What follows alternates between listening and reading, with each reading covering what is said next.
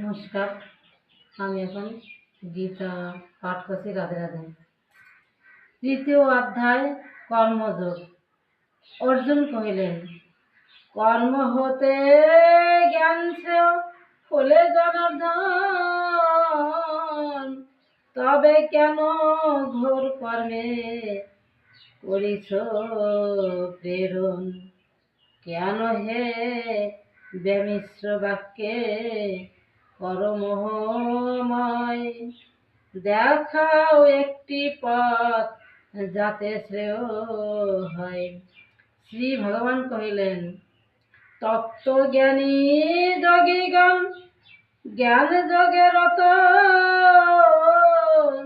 কর্মযোগী নিত্য করে কর্ম বিরত।